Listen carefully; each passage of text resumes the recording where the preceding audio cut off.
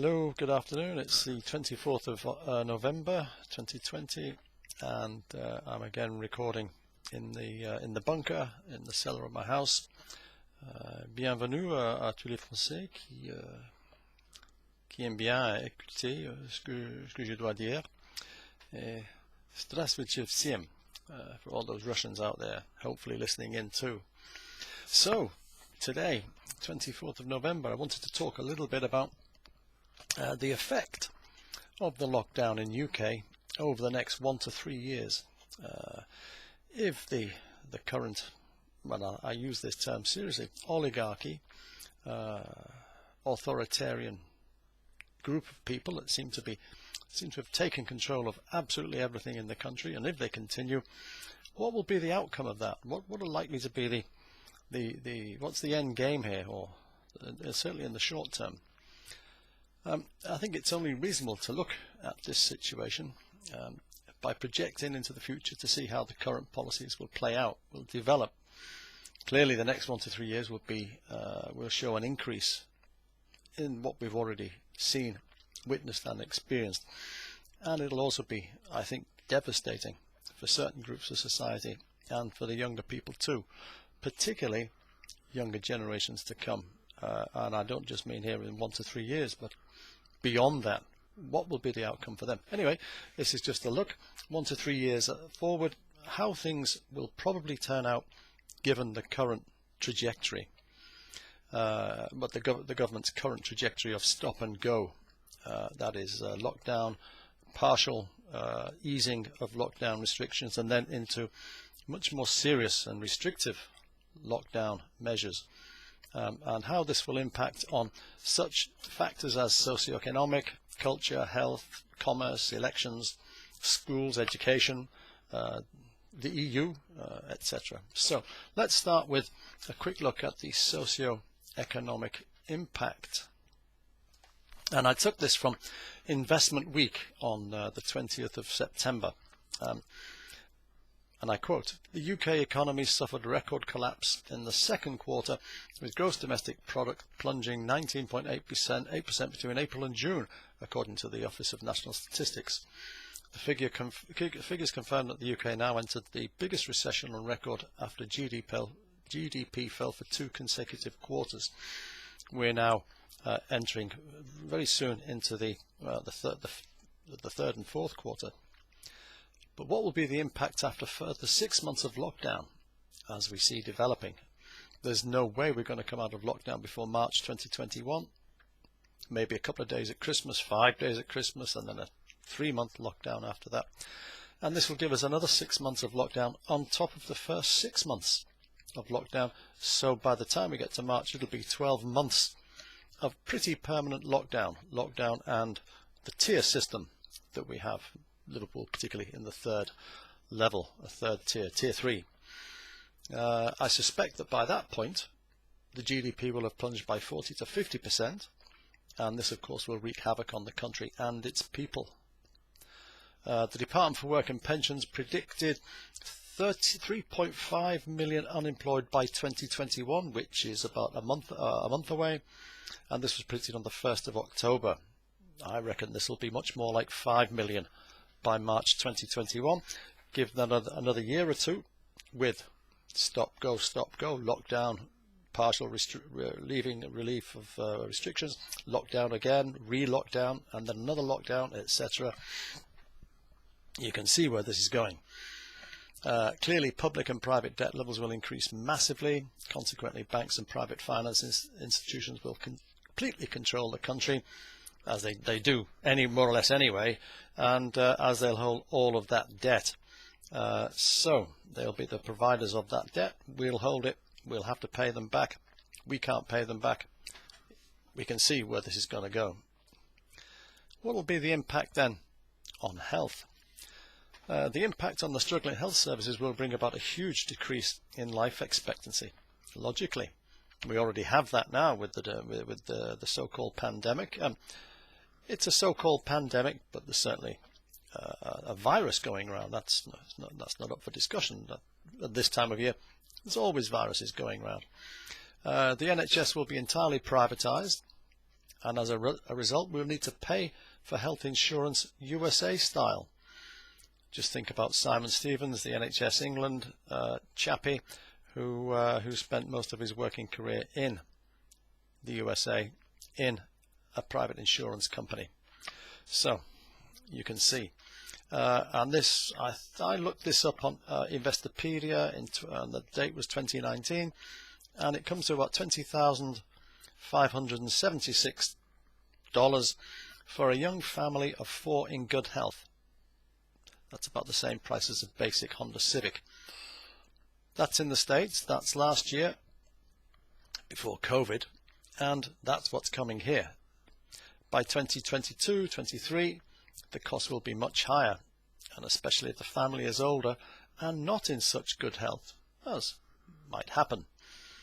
So if you find a family in their 50s, children still living at home because they can't go out to work, because there is no work because of COVID, and then you start to see a very, very alarming picture developing. As a result, I think there will be 2 completely different types of hospitals, one for the rich and another for the poor to die in. And mental health will have a massive impact on the people of the country and further damage an already damaged economy. So any talk of coming out of this massive recession, I think, is really just that, just talk. Commerce. A decrease in about 50% at least of cafes, restaurants, pubs, which will either not be replaced or will be replaced by American chains like Starbucks and McDonald's, etc. Not the best, really. City centres will be closed down and shuttered because nobody's going there. There's nothing to do there. Just take this 1 or 2 years forward, 2022, 2023, further successive lockdown. You can see how my thought process is working. Hypermarkets will further develop on the outskirts of towns and cities, and the city centre will be a shuttered, dead place, which we might have to pay an extra tax for to keep it cleaner. For those who work at home will pay, of course, lots more tax coming. Culture. Farmers' markets and all markets will entirely disappear and will not be replaced due to social distancing, etc. Festivals will disappear. Pubs will be a thing of the past and remembered as an antiquated charm on the never-ending bleach operas like West Enders. And we'll see lots more soap operas on the telly, bleach operas on the telly, and it'll all be reflecting on the antiquated charm of how it used to be in the old days when people could go to the pub and go to the restaurant and the cafe, but that won't exist anymore. Victory Gin,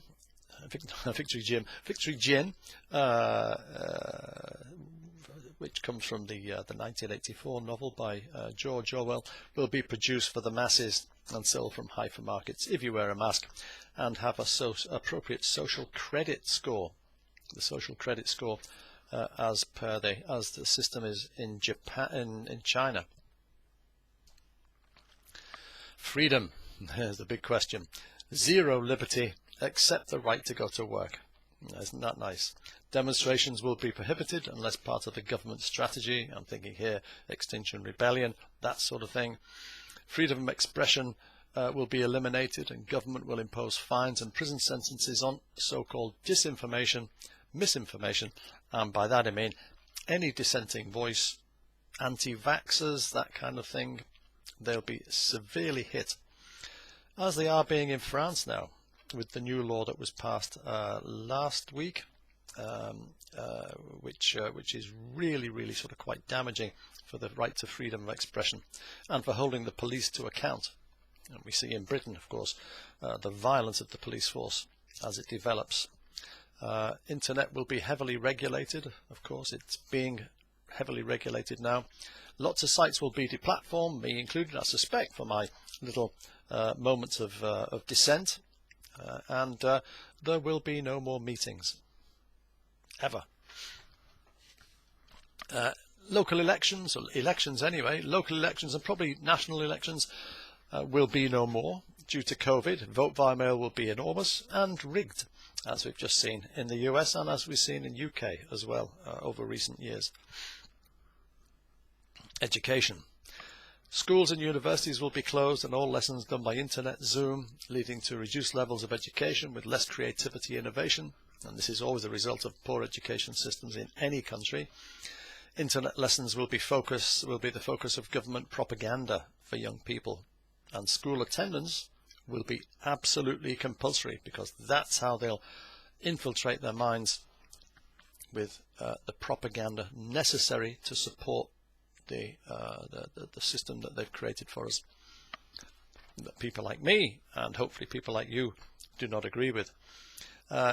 Money. Now, cash will be taxed at the ATM, and you'll pay 2, 3, 4, 5, 10% in the next 1 to 2 years, 2 to 3 years. Every time you take money from an ATM, and this will be sold to you on the basis that the money has to be cleaned, it's contaminated, it has to be washed, so-called, and you'll pay for that. And of course the only 10% is probably going to be a lot more than that, and the only recourse is to pay by card. And if you haven't already, watch Christine Lagarde, head of European Central Bank, talk about the introduction of an EU central bank cryptocurrency, and we'll also have a central bank cryptocurrency in UK as well. That's not to say that we're going to leave the EU. We are leaving the EU, that we're going to leave the EU, but we may well retain the sterling pound. We're not leaving the EU, that's quite clear. Social credit will be provided as in China and given only on approval of political compliance. Everyone will be judged politically, and you have to be COVID compliant. If you're not COVID compliant, you won't be getting your social credit. Dissension will result in social debit. You won't be getting paid your universal basic income if you are a dissenting voice. And most of us will be on universal basic income, and we will require to live social credit and to get our victory gin. Everything I've just discussed in this last couple of minutes, 12 minutes, is already in the making. Most of it is already in place, and our rights and our civil liberties are all being taken away, and we won't be able to do much about it if we don't act now. The reason I'm doing this is because I have to say something, I have to do something to stop this absolute nonsense taking any further hold. We're in trouble, and that's the essence of what I'm saying. So, good luck and goodbye, and I'll be back online hopefully in the next few days, next week, and put another video up. And there's been a bit of a gap for a couple of weeks, but YouTube didn't seem to want to take my last video. So I made it shorter, maybe that was the problem. Bye.